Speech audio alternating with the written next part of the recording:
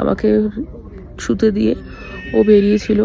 ওখানকারই এক জেনকে পুলিশ, উনি বললেন আর্মি ক্যাম্পে থাকার ব্যবস্থা করা যেতে পারে। ঠিক আছে, তো আর্মি ক্যাম্পে থাকার ব্যবস্থা করা যেতে পারে বললো। এই বলে আর্মিদের সাথে কথা বলতে বলা হলো। তো রাজ গেছিলো ফার্স্টে কথা বলতে, কিন্তু কথা বলতে যাওয়ার পরে ফার্স্টে তো ওকে না করে দিয়েছিল কোনো রকমেই।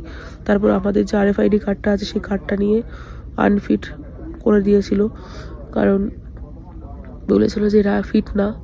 বেসিক্যালি বালটা লুট দিয়ে যারা যারা যাওয়া আসা করছে, মানে যারা উঠছে বেসিক্যালি তারা আই থিঙ্ক সবাই আনফিট, কারণ সবার কষ্ট হচ্ছে। সবাই এসে এসে রানীমার্গ হচ্ছে সবচেয়ে মানে হাইয়েস্ট পয়েন্ট অ্যাকচুয়ালি। তো এখানে এসে সবাই শ্বাসকষ্ট হচ্ছে, নিঃশ্বাস নিতে পারছে না বলে মেডিকেল ক্যাম্পে ঢুকে যাচ্ছে, অক্সিজেন নিচ্ছে। তো যাই হোক, আলটিমেটলি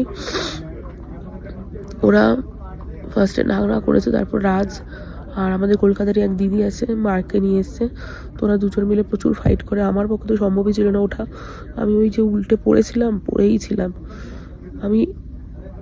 আমি যে কী করছিলাম কে জানে, আমার শরীর এত ডাউন ছিল আমি উঠতে পর্যন্ত পারছিলাম না, খুব কষ্ট হচ্ছিল।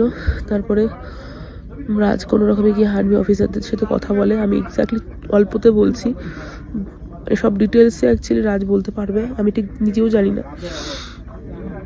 সারাদিন খাওয়া নেই দাওয়া নেই আমাদের, তার মধ্যে জল খেয়েছি মোটামুটি গলা ভেজানোর মতো, যতটুকু জল খেয়েছি, কারণ ওখানে কোনো মেডিকেল ক্যাম্প বা কোনো ভান্ডারা চোখে পড়ছিল না যে গিয়ে ওয়াশরুম ইউজ করবো সেরকমভাবে। তো যেটুকু খাওয়ার সেটুকু খেয়েছি, কিন্তু এর থেকেও বলছে বেশি খেতে হবে। তো যাই হোক, আমি আলটিমেটলি এটাই বলতে চাইছি, কালকে আমাদের মেডিকেল ক্যাম্পের থেকে তারপরে আর্মি ক্যাম্পে থাকার জন্য পারমিশন দেওয়া হয়েছে অনেক কষ্টে। সেটাও অনেক কষ্টে, মানে পায়ে পড়া নাকি বাকি ছিল। রাজ আমাকে যেরকম বললো সেটাই বলছি। বলার পর তারপরে যাই হোক, আমরা প্রায় 9টা নাগাদ এখানে একটা ক্যাম্প পেয়েছি আর্মিদের এখানে। আমরা এখানেই আছি, এখানেই শুয়েছিলাম রাতের বেলা। সামনে ভান্ডারা আছে, ভান্ডারা থেকে খেয়েছি।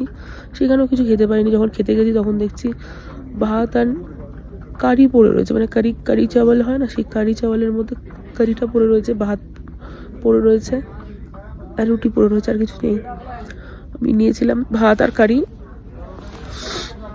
সেটা খেতে পারিনি। আমি টক জিনিসপত্র দিয়ে খেতে পারিনি। তারপরে ছোটো ছোটো গোলাপ জামুন ছিল, 4টে খেয়েছি। আর ওরা দুধ দেয়, কেসার দুধ দেয়, সেই গরম দুধ 2 গ্লাস খেয়েছি। খেয়ে গিয়ে ঘুমিয়ে পড়েছি, আর ভাত খেতে পারিনি।